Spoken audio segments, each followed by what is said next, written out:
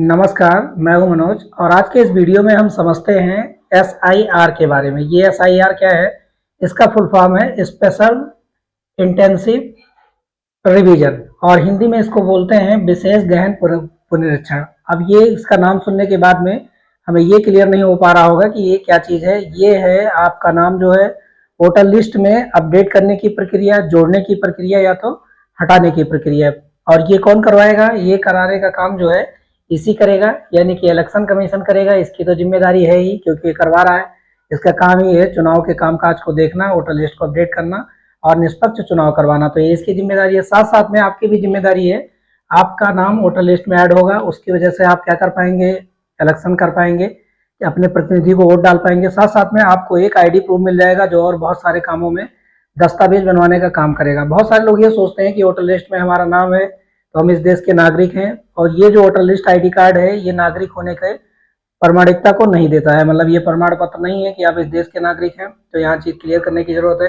अब इसकी हम सारी प्रक्रिया को समझते हैं कि ये कैसे होगा, कब होगा, किस प्रक्रिया के थ्रू हमें क्या करना होगा, और जो इनके कर्मचारी हैं, जो काम करने वाले लोग हैं, वो कैसे कैसे काम करेंगे और ये प्रक्रिया जो है संपन्न हो जाएगी। साथ साथ में इस वीडियो में हम ये भी जानेंगे कि ये किन किन राज्यों में हो रहा है, कहाँ कहाँ के लोगों के लिए एप्लीकेबल है और कौन कौन से लोग इसमें भाग लेंगे, और कहाँ कहाँ पे ये प्रक्रिया, पूरी प्रक्रिया जो है चलाई जाएगी और कब से कब तक चलेगी।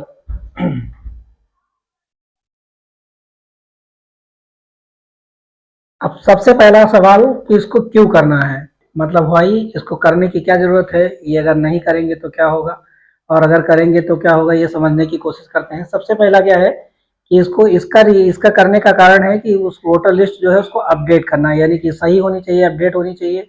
दूसरा कारण है कि remove the name death person, जो लोग मर गए हैं, जो हमारे बीच में नहीं है, उनका नाम इस वोटर लिस्ट से हटना चाहिए। क्योंकि बहुत सारे लोग उन नामों की होने की वजह से क्या करते हैं, लोग फेक तरीके से उनके वोट का इस्तेमाल करते हैं, वोट डालते हैं गलत आईडी को दिखा करके। जिनको लोग नहीं जानते हैं वो लोग वोट डाल देते हैं। उसको अपडेट करने की जरूरत है। साथ में अगर किसी की उम्र जो है 18 साल है या कोई इससे पहले जो है इनमें वोटर लिस्ट में शामिल नहीं हो पाया है, तो अपना नाम जो है इनके साथ में जुड़वा सकता है। नाम को ऐड करने के लिए किया जा रहा है। डुप्लीकेसी, बहुत सारे लोगों ने क्या किया है कि नकली वोटर आईडी कार्ड बनवा लिया है, उनके नाम भी वोटर लिस्ट में अवेलेबल हैं।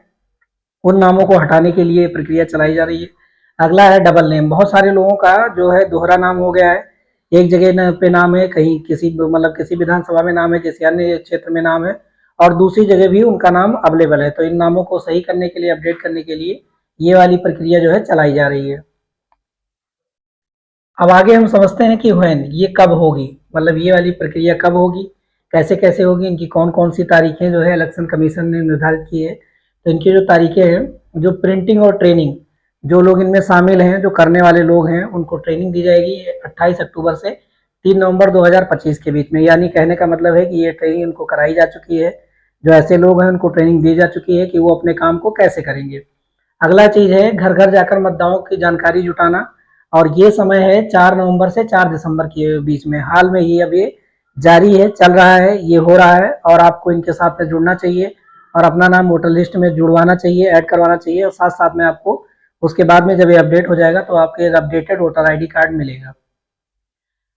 इसके बाद में जब ये नाम चढ़ जाएगा और कंप्यूटर में ये लोग दर्ज कर लेंगे, दर्ज करने के बाद में एक ड्राफ्ट कॉपी वोटर लिस्ट की मतलब ये अपलोड की जाएगी, सिस्टम में अपलोड की जाएगी। उस ड्राफ्ट कॉपी को अपलोड करने का जो टाइम है वो 9 दिसंबर 2025 है। ये जारी की जाएगी। इसमें अपना नाम, जो लोग संशोधित करवाते हैं वो लोग अपना नाम देख सकते हैं कि हमारे में कुछ गलती तो नहीं हो गई। अगर गलती है, अगर सही है, ओके है, तो कोई दिक्कत नहीं है। अगर इनमें गलती है तो आपको क्या करना, आपत्ति दर्ज कराना है कि हमारा नाम इसमें सही नहीं दर्ज हुआ है। और ये आपत्ति दर्ज कराने की जो तारीख है वो 9 दिसंबर 2025 से 8 जनवरी 2026 के बीच में है। साथ साथ में इसके लिए जब आप आपत्ति दर्ज करवाएंगे तो इसके लिए सुनवाई की जाएगी, उनका सत्यापन या निस्तापन किया जाएगा। निस्तापन की जो तारीख तय की गई है वो 9 दिसंबर 2025 से 31 दिसंबर 2025 के बीच में तय की गई है। इसके बाद में एक अंतिम इलेक्टोरल रोल जारी कर दिया जाएगा, जो 7 फरवरी 2026 को जारी किया जाएगा, और यही अंतिम होगा। इसके बाद में इनमें कोई संशोधन संभव नहीं होगा। बहरहाल आप अपना वोटर आईडी कार्ड के लिए एप्लीकेशन करके नाम तो जोड़ सकते हैं, लेकिन इनमें जो है नाम नहीं आएगा, ये अपडेट नहीं हो पाएगी। और कई सारी प्रक्रिया होती हैं जिनके थ्रू जो है नाम डिलीट या अपडेट किए जाते हैं, बीच बीच में किए जाते हैं, लेकिन ये वाली जो प्रक्रिया चल रही है इनमें ये वाली तारीखें हैं, मतलब कब किया जाएगा। और आपका जो है भारत निर्वाचन आयोग जो है, सेंट्रल का जो आयोग है, उनके साथ में उन वोटर लिस्ट में आपका नाम जुड़ जाएगा। आप समझते हैं कहाँ कहाँ पे होगा, मतलब ये कहाँ कहाँ हो रहा है, कौन कौन से स्टेट इसके लिए सिलेक्ट किए गए हैं। पहले फेज में कुछ राज्यों में करवाए गए थे, अब ये सेकंड फेज है, सेकंड फेज में कुछ राज्यों में करवाए जा रहे हैं। इनमें कुछ केंद्र शासित प्रदेश भी हैं और भारत के कुछ राज्य भी हैं। इनमें जो पहला है अंडमान निकोबार द्वीप समूह, तो ये अपना केंद्र शासित प्रदेश है। छत्तीसगढ़ में ये जारी है, चल रहा है, गोवा में चल रहा है, गुजरात में चल रहा है, केरल में चल रहा है, लक्षद्वीप में चल रहा है, साथ साथ में मध्य प्रदेश में चल रहा है, पुडुचेरी में चल रहा है, राजस्थान में चल रहा है, उत्तर प्रदेश में, पश्चिमी बंगाल और तमिलनाडु में। इन जगहों पे ये प्रक्रिया चलाई जा रही है, एसआईआर की प्रक्रिया चलाई जा रही है और वोटर लिस्ट में लोगों के नाम अपडेट किए जा रहे हैं। तो ये वाली जगह है जहाँ पे ये चीजें चालू हैं। अब कैसे करेंगे, अब सवाल पैदा होता है कि इसको हम कैसे कर पाएंगे। तो इसके दो तरीके हैं, एक आपको ऑफलाइन कर सकते हैं और एक ऑनलाइन कर सकते हैं। दो तरीका है, मतलब कैसे करेंगे। तो एक उसको ऑफलाइन कर सकते हैं, ऑनलाइन कर सकते हैं। ऑफलाइन के लिए अभी क्या है, जो बीएलओ है, बीएलओ का फुल फॉर्म होता है बूथ लेवल ऑफिसर, और इनके ऊपर क्या है, सुपरवाइजर काम करते हैं, सुपरवाइजर काम करते हैं, और उसके बाद में इन डाटा को एंट्री करने वाले ऑफिसर काम करते हैं। ऐसे करके इनका सिनेरियो है। ये बीएलओ जो आपके घर के पास में जो आपका बूथ है, बूथ के आसपास में ये लोग नियुक्त किए जाते हैं। ये कई बार क्या होता है कि ये शिक्षा से जुड़े हुए लोग भी रहते हैं और इनको मानदेय के रूप में कुछ पैसे दिए जाते हैं। और अभी जो इनका मानदेय तय किया गया है वो साल में 12,000 रुपए इनको मिलेंगे इस काम के लिए। और साथ साथ में जब ये एसआईआर जैसी प्रक्रिया चले जाएंगी तो इनको बोनस के रूप में 6,000 रुपए और दिए जाएंगे इसके साथ में। तो ये वाले जो है ऑफलाइन में आपको 2 फॉर्म देंगे। 2 फॉर्म में आपको अपना नाम, अपने पिता का नाम या जो अभी आपके अभिभावक हैं, अपना जो है आप मेल हैं कि फीमेल हैं या ट्रांसजेंडर हैं, आपकी एज क्या है यानी डेट ऑफ बर्थ क्या है, और आप कहाँ के रहने वाले हैं और कौन से बूथ में कौन से स्टेट के, ये सब डाटा भरने के बाद में, और एक फोटो उसमें चिपकाना है। आपको 2 फॉर्म दिए जाएंगे। एक फॉर्म जो है इनको बीएलओ को वापस कर देना है, जो बूथ लेवल ऑफिसर को वापस कर देना है, और एक फॉर्म भरा हुआ फॉर्म जो है अपने पास में रख लेना है, जो फ्यूचर रेफरेंस के लिए आपको काम आएगा कि हमने ऐसा। दोनों फॉर्म में डाटा एक जैसे डालना है, अलग अलग नहीं करना है कि आप एक फॉर्म में कुछ और भर दें और दूसरे फॉर्म में कुछ और भर दें। अब इनसे मिलने के लिए आप जो है इंटरनेट पे जाके कॉल को बुकिंग कर सकते हैं इन लोगों से बात करने के लिए। साथ साथ में एसटीडी कोड जहां का आप रहने वाले हैं उसके साथ में 1950 के साथ में अगर डायल करेंगे तो जो बूथ लेवल ऑफिसर होगा आपका, उनके पास में कॉल लग जाएगी, या जो कॉल लगने से संबंधित जो ऑफिसर होंगे उनके पास लगेगी और आपको बता देंगे कि आपका बीएलओ कौन है, आपका बूथ लेवल ऑफिसर कौन है। इनका मानना है, जो ईसी है, इलेक्शन कमीशन है, इनका मानना है कि ये लोग आपके पास में 3 बार प्रयास करेंगे, मतलब 3 बार आपके पास जाएंगे आपका नाम अपडेट करवाने के लिए और 3 बार आपसे मिलेंगे। कुछ इस तरीके का फॉर्म आपको दिया जाएगा और उसमें सारी जानकारियां भरी जाएंगी। इनमें वही मोबाइल नंबर नाम, आपका आधार नंबर, लिंक और ये सब, एड्रेस, कहाँ के रहने वाले हैं, ये सब सारी चीजें अपडेट की जाएंगी। ये बिल्कुल आसान है। अब इसमें इसके साथ साथ में अभी कुछ दिन पहले से ईसी ने ऑनलाइन प्रक्रिया भी स्टार्ट की है। बहुत सारे पढ़े लिखे लोगों ने ऑनलाइन प्रक्रिया में भी आवेदन किया और यहाँ पे भी ऑनलाइन प्रक्रिया हो रही है। और ऑनलाइन प्रक्रिया का जो तरीका है उसके लिए आपको इनके पोर्टल पे, एसी के पोर्टल पे जाना पड़ेगा, जो सर्विस पोर्टल है, सर्विस को क्लिक करना होगा। सर्विस के साथ में आपको एक ऑप्शन खुलेगा और इस ऑप्शन में आपको एक ऑप्शन आएगा फिल एनुमरेशन फॉर्म 2026 के लिए। यहाँ पे क्लिक करेंगे और यहाँ पे भी आपको वही डाटा एंटर करना है जो आप मैनुअल फॉर्म में भरेंगे और इसको सबमिट कर देंगे। इसके ऑनलाइन करने की पूरी प्रक्रिया को हम समझाते हैं कि इसको कैसे कैसे करके करना है। यहाँ पे क्या करना होगा, आपको इस वाली वेबसाइट पे जाना होगा, voters.eci.gov. पे जाना है। यहाँ पे आपको क्या करना है कि अपना एपिक नंबर, जो आपका ये आईडी कार्ड है, अगर आपके पास में आईडी कार्ड अवेलेबल है, चुनाव आयोग का आईडी कार्ड, जो निर्वाचन आयोग का आईडी कार्ड है, उसमें ईपीआईसी नंबर दिया होता है, उसको ऐड करना है। उसके साथ में मोबाइल नंबर जो इसके साथ में अगर जुड़ा हुआ है तो मोबाइल नंबर डालना है और आपका स्टेट डालना है। ये डालने के बाद में आपको एपिक नंबर डालने के बाद में अपने सर्च बटन पे क्लिक करना है। वहां पे सर्च बटन है, उस सर्च बटन पे जैसे क्लिक करेंगे तो आपको नीचे में 3 ऑप्शन खुल जाएगा। 3 ऑप्शन कौन कौन से खुलेगा, आपका अगर पिछले जो एसआईआर है जो मतदाता सूची है, उनमें अगर आपका नाम है तो उस विकल्प को आपको चुनना है। दूसरा विकल्प ये चुनना है कि आपका नाम तो नहीं है लेकिन आपके माता पिता का नाम या आपके जो गार्जियन है, अभिभावक हैं, आपके परिवार से जुड़े हुए लोग हैं, अगर उनका नाम है तो उनका नाम वहां पे चूज करना है।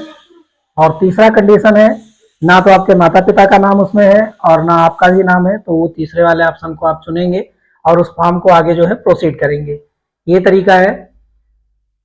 अब ये जो ऑनलाइन प्रक्रिया है इसमें क्या है, जो आपका नाम है, जो नाम डाल रहे हैं, ये नाम जो है आधार से मैच करना चाहिए। अगर आधार के साथ में आपका नाम मैच नहीं करेगा तो आप ऑनलाइन फॉर्म को प्रोसीड नहीं कर पाएंगे और दोबारा से आपको क्या करेगा, इसको ऑफलाइन एप्लीकेशन करना होगा। एनयूसी बीएलओ के पास में आपको जाना है, जो बीएलओ आपको 2 फॉर्म देगा उसके थ्रू जाना है। और इनमें ऑनलाइन फॉर्म में एक फोटो अटैच करना है जिसकी बैकग्राउंड जो है व्हाइट होनी चाहिए, सफेद होनी चाहिए। और उस फोटो को अपलोड करने के बाद में आप प्रोसीड करेंगे, इस फॉर्म को सबमिट कर देंगे और क्या होगा कि आपका जो है अंडर प्रोसेस आ जाएगा।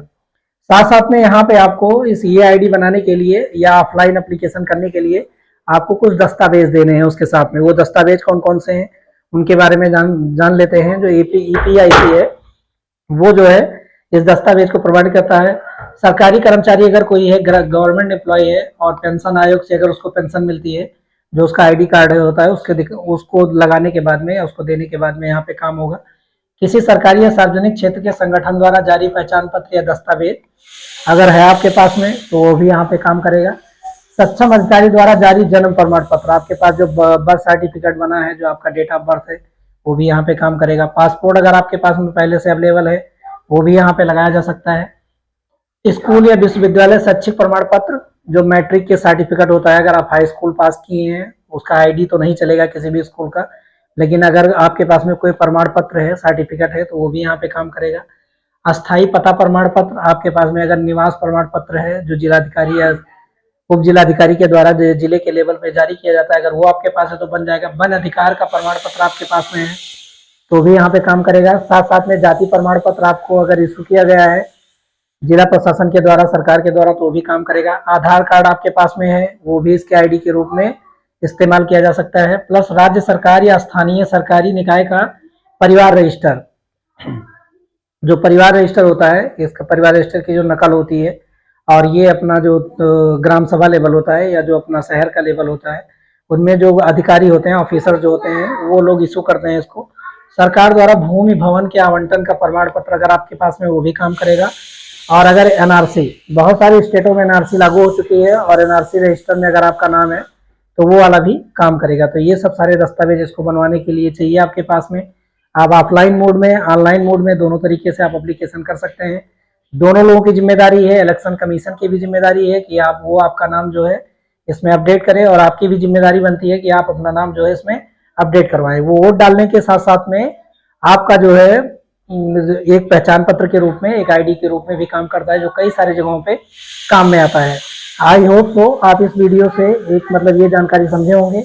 मिलेंगे एक अगले वीडियो में एक नए टॉपिक के साथ में, तब तक के लिए जय हिंद।